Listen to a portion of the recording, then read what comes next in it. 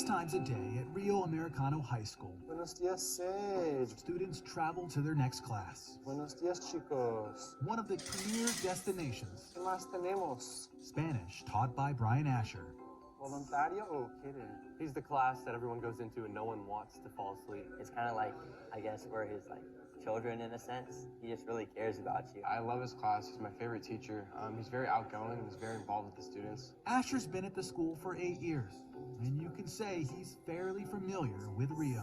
Yeah, I've been over here for 20 years since I went to Rio, graduated in 2003, but now I'm in the teacher seat every day. His teaching style, simple but effective, And we're gonna get groups here in un segundo. mixing in his life experiences into his everyday lessons. I like how he teaches us about the geography and the culture rather than just learning the Spanish language. And to say Mr. Asher has seen a lot might be a bit of an understatement. I want to see what he's seen.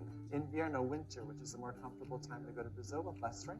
Perfecto. When he's not in front of students, he's out exploring the world outside Sacramento's city limits. So my kids know pretty much every break I'm gone out of the country. Asher got the travel bug when he was a junior in college, inspired by his younger brother Mark, who was studying abroad. He got me to first leave the country to go to Mexico, and I started teaching English abroad and did that for 6 years. The two traveled together, visiting most of the 50 states and a handful of countries. He was huge. He came down to visit me when I lived in Brazil.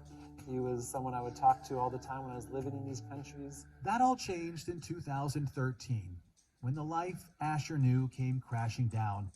His best friend Mark was suffering from a heart condition. Came up quickly and got more serious, and was something that we didn't expect that would take his life. Mark was only 25.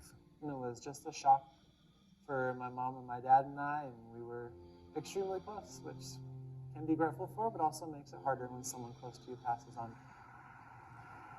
Alone, Asher set off on the road, wanting to finish the job he started with Mark. So I drove 9,000 miles by myself and just slept on the side of the road and visited the rest of the 50 states, and it felt like some kind of progress in some way of going forward. Seguimos aquí, Argentina. Sierra? Then Sierra. That's when Asher decided to come back to Rio and start a new journey. He wanted to spend his free time traveling the globe. And I started purposely every break. We're going to 2, 3, 4, summertime, 10 new countries. And they started adding up. So I didn't really count until I was at maybe 70 or 80. I wonder what it could be like to get to every country in the world. No easy task on a teacher's budget, only carrying a backpack and staying in strangers' homes. Never stay in fancy places unless someone I'm traveling with has points or they have some kind of rewards. But me on my own, which has been 99% of the time, I'm staying in the cheapest accommodation that I can. His hope was to inspire his pupils. We're here in Machu Picchu village, known as Aguas Calientes. To look beyond the bubbles they live in. I would like to go to Greece. Mr. Asher went there in 2016.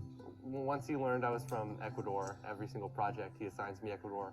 So I'm just really inspired. I want to go visit my home country. Mr. Asher visited in 2021. I want to go to Brazil. In 2001, Mr. Asher ran a marathon there. Iceland, just the waterfalls there and just the nature looks really cool there. Yep, Mr. Asher saw those waterfalls in 2019. And I started meeting people in more obscure countries that were at 120 or 140. And they can do it, maybe I can do it. So I started getting that idea of possibly going to every country in the world. And did. Well, almost. He was one short. The hardest of them all.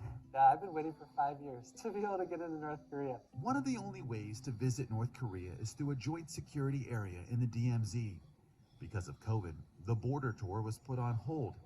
But in March, Asher got a message it was opening back up, and the company who runs the tours asked him if he'd like to be the first American to get in.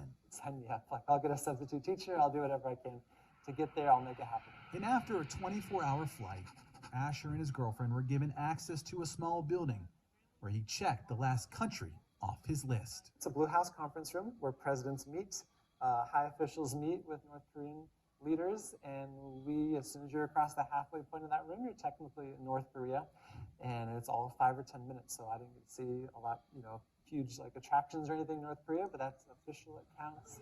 It's been 17 years in the making. I'm really happy to be here, grateful, and I can't believe it. 197 of 197, a 17-year journey complete. And Mark was by Brian's side every step of the way.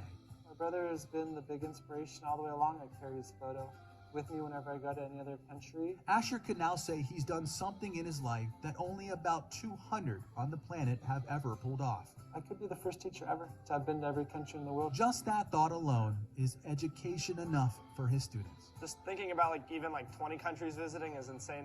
I can't even put it into words. Like, I couldn't even imagine doing that. Amazing to think about. Like my local Spanish teacher's been to every country in the world. But in the end, it's Brian Asher who continues to get the lesson.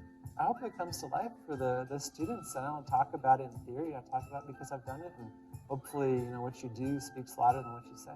For photojournalist Victor Nieto, Gracias, adios, Roy. Jason Marks, KCRA 3 News.